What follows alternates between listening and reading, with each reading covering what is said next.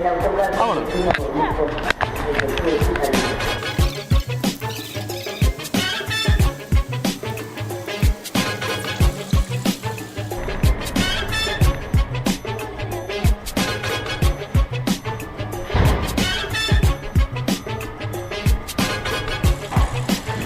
¿Hacia qué lado vamos?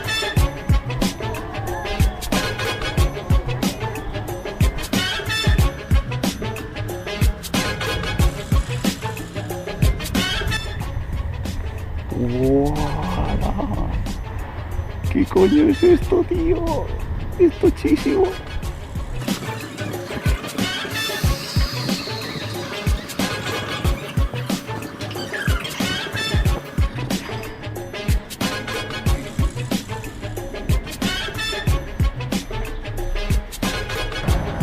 Ahora, el andén 1 es este, me imagino, ¿no?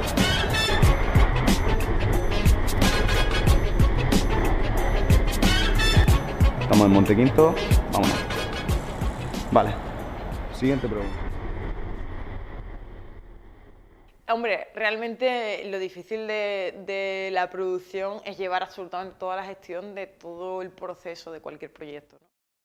Y en nuestro caso, quizás es contar con pocos recursos. Entonces, cuando cuentas con pocos recursos y con poco presupuesto, pues tienes que pedir muchísimos favores.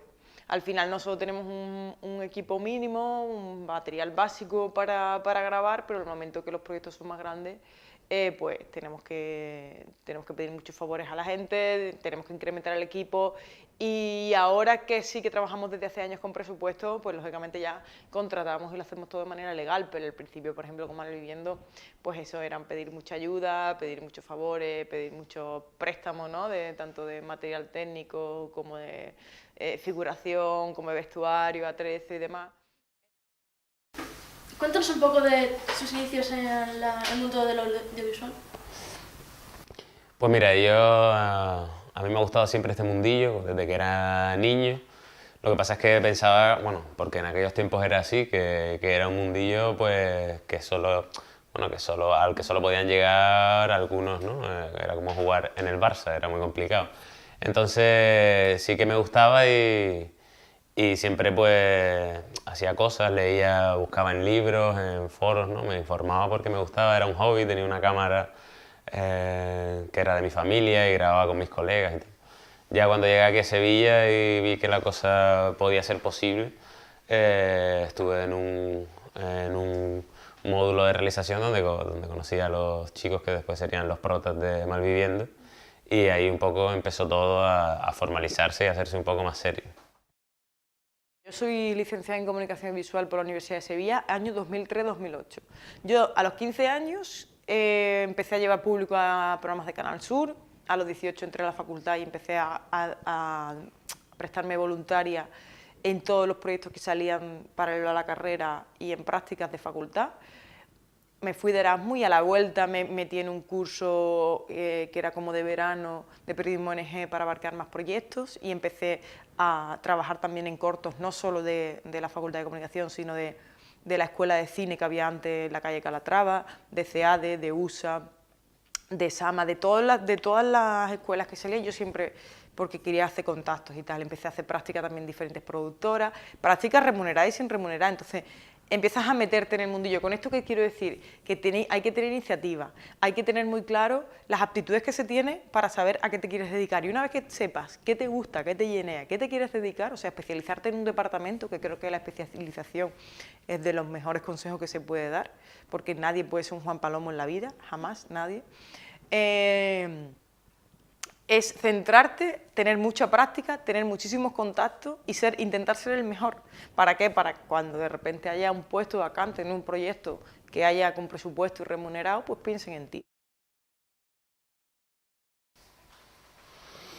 Bueno, dentro de que me gusta mucho mi trabajo y realmente tengo la suerte de que, aparte de mi profesión, es un hobby, me gusta mucho pues las funciones que hago, tanto escribir como dirigir, como incluso interpretar, que es una cosa que no es mi profesión, pero me resulta divertido y lo hago siempre que sea para mí. Creo que lo complicado en general es el trabajo del equipo entero. Es verdad que que quizás al escribir estoy más solo en cuanto al equipo, pero es verdad que, a ver, no sé, todas las fases tienen su complicación, pero todas sus fases también tienen la parte bonita, ¿no? Porque cada una me gusta de una manera diferente. Se han ido contigo mis mejores años y mis DVDs, tu bici, tu coche, tu piso y mi PSP. Te has llevado hasta el perro o gato. Yo amaba a ese animal. Me has dejado sin nada y ¿sabes qué? No se está tan mal. Quizás para mí lo más difícil es interpretar, porque aunque tampoco soy actor ni nada de eso y al final interpreto siempre a David enfadado o a David triste o a David contento, soy un tío bastante tímido y según la situación o la gente que esté en el equipo pues lo paso peor y me parece más complicado. En 2009 no se veía mucho, por no decir que no había nada, de series web, sobre todo en YouTube. ¿Cómo surgió la idea de subir una serie como Malviviendo? En realidad lo de subir Malviviendo a internet no fue una idea en plan, bueno, vamos a subirlo a internet, vamos a buscar la manera de hacer una webserie, ¿no? Ni siquiera nos planteábamos eso. Nosotros lo que pasa es que habíamos terminado de estudiar, mandamos currículum para ver si trabajábamos, ¿no? de lo que nos gustaba, del audiovisual, y no nos llamaron de ningún lado. Entonces dijimos, a lo mejor es porque no teníamos experiencia audiovisual puesta en el currículum. Y lo que hicimos fue hacer este vídeo, digamos, como ejemplo del trabajo que podíamos realizar, ¿no? Para que así las empresas pudieran contratarnos de manera individual. Que solo querías el postproductor, pues el postproductor. Que te gustaba el guión, pues el guionista. La evolución ha sido bastante grande en Malviviendo, también porque abarca 6 años, ¿no? Que es desde que comenzó hasta que terminó. Y al principio teníamos 0, y cuando te digo 0 es un poco pues, los recursos personales que cada uno tenía a nivel material técnico, vehículos, atrezos, vestuario y demás. El primer capítulo, cuando fue muy bien en redes, se abrió una cuenta de PayPal que se llamaba Adopta Mateo y la gente podía donar de manera desinteresada, y ahí pues recibimos los primeros ingresos que aumentó.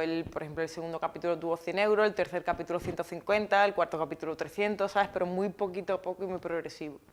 Y ese dinero al final lo que se utilizaba era para las comidas, para la gasolina y por si había que comprar algo, pero cosas muy básicas, ¿no? A partir del quinto capítulo ya empezaron los estrenos en los que hubo más ingresos, empezaron los primeros product placement, empezaron a venderse merchandising, entonces sí que fue incrementando un poco el presupuesto, que sobre todo era para cubrir sus necesidades básicas y un poco que a la gente no cobrase, pero que tampoco le costase el dinero, ¿no? Pero un poco paliar todos esos gastos. Y ya cuando se terminó la primera temporada, que hubo una implicación muy grande, hubo un parón por medio porque hicimos la serie del viaje de Peter McDowell por medio, hicimos también varios spots publicitarios, varios videoclips, pues ya nos planteamos como una segunda temporada hacerlo con presupuesto y empezar a cobrar un mínimo el equipo base, porque al final le dedicamos 24 horas al día.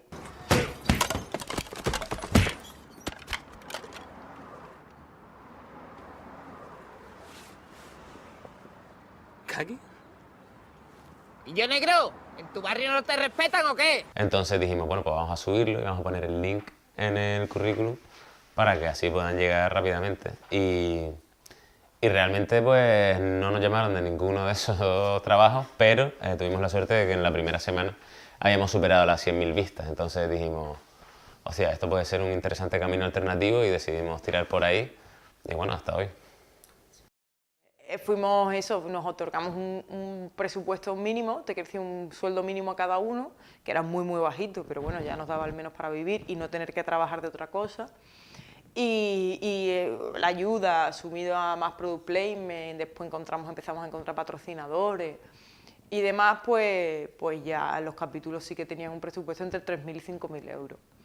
Y hasta el final, ya los últimos tenían presupuesto de entre 8 y 10.000 euros.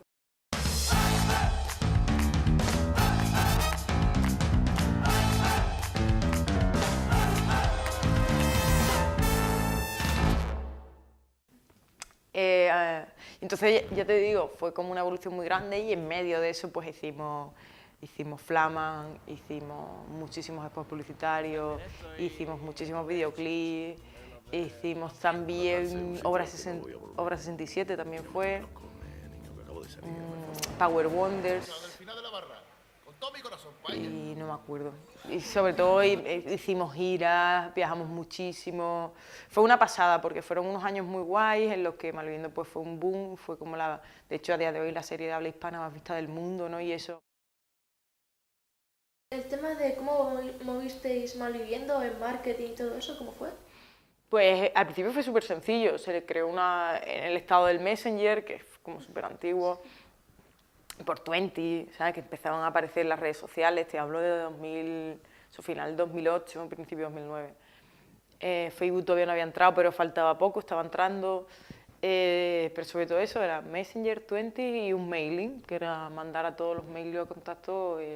¿Qué pasa? Que tuvimos la suerte que también lo compartió Yonki, .com, que en aquel momento era como una página bastante potente, Al 114, otra página también que era como de informáticos que también tenía bastantes seguidores, la compartió, Torbe también, o sea, la compartieron una serie de páginas que tuvieron seguidores, se fue haciendo eco, al final la prensa tradicional, que fue pues cine, radio, televisión, también sacó bastantes entrevistas y bastantes publicaciones sobre una nueva webserie que se estaba haciendo en Sevilla y demás.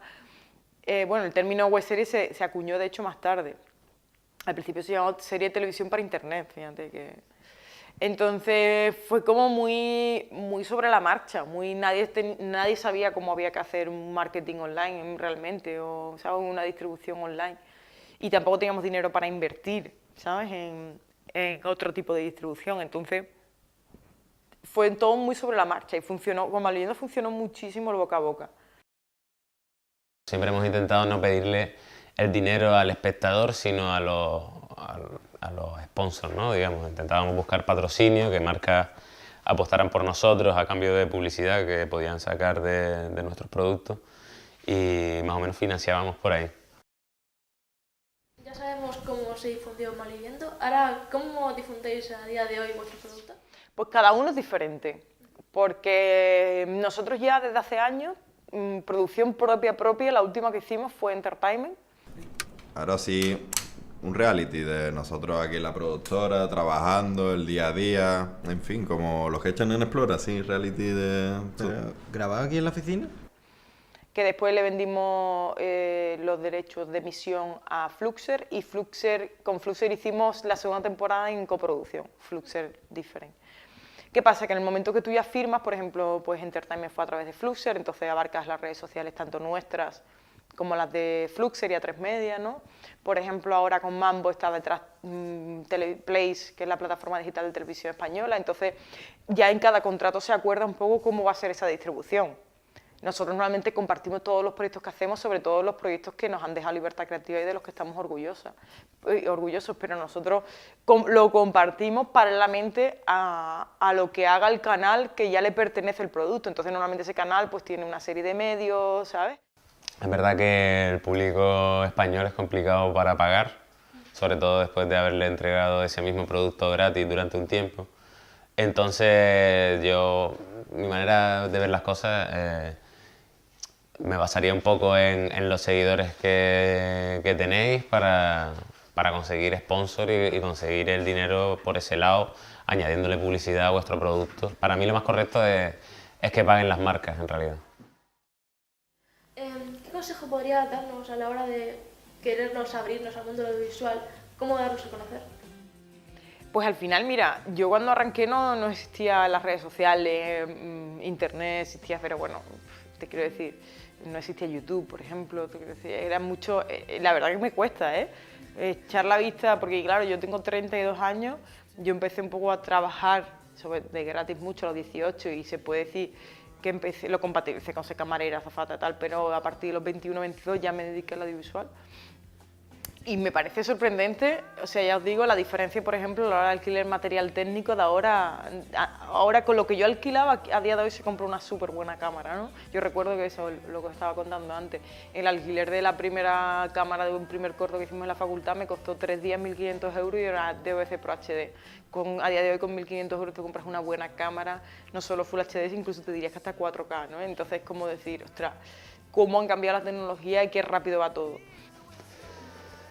Bueno, después de 10 años de empresa y de trabajar hay muchos errores de los que hemos aprendido, ¿no? Pero yo me quedaría con todo lo contrario, me quedaría con la parte positiva que tiene el momento en el que estamos viviendo, que bebe un poco de, por un lado, el abaratamiento de la tecnología, ¿no? Y la calidad que podemos encontrar ya en casi cualquier dispositivo, ¿no? Mi móvil, pues a día de hoy graba 4000 veces mejor que la cámara con la que empezamos a grabar Malviviendo, por ejemplo. Y luego, por otro lado, el escaparate que supone Internet, ¿no? Antes, pues, para un creador era muy difícil llegar, por eso yo de niño pues tenía dudas.